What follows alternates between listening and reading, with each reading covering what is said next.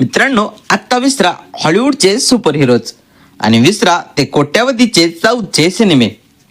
कारण आज 1 मे रोजी आपल्या मातीतला, आपल्या अस्मितेचा असा एक चित्रपट प्रदर्शित झालाय ज्याने थेट जागतिक सिनेमालाही आव्हान दिले.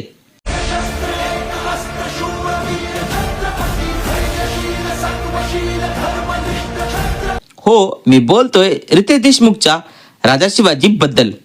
हा चित्रपट म्हणजे केवळ इतिहास नाही, तर डोळ्याचं पार न फेडणारा एक सोहळा आहे. पण हा 100 कोटीचा सिनेमा खरंच यशस्वी झालाय का? हा पण अजून एक फ्लॉप सिनेमा होणार आहे? चला जाणून घेऊया आजच्या या व्हिडिओमध्ये. बजेट आहे 100 कोटीच्या पार आणि ते पडद्यावर स्पष्ट दिसतंय. संतोष शिवन यांची सिनेमॅटोग्राफी, बापरे, प्रत्येक फ्रेम जणू राजा रवी वर्माची पेंटिंग वाटावी इतकी सुंदर.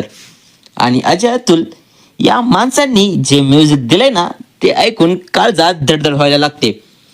तांत्रिक भाषेत सांगायचं तर याचे व्हिज्युअल इफेक्ट्स पाहून तुम्हाला वाटणार नाही की तुम्ही मराठी सिनेमा पाहताय. असं वाटतंय जणू आपण ग्लॅडिएटर किंवा पोनियन सेव्हनच्या तोडीचं काहीतरी बघतोय. आता येऊया अभिनयावर. रितेश देशमुखने महाराजांच्या भूमिकेसाठी स्वतःला पूर्णपणे झोकून दिले.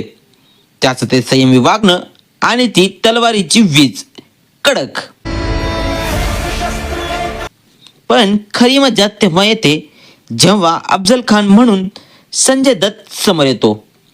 संजूबाबाचा तो अकराळ विकराळ लुक पाहून वाटतं भाऊ याला फक्त महाराजच हरवू शकतात.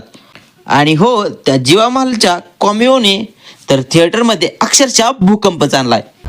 शिवाजी नाही, शिवाजी राज म्हणायचा.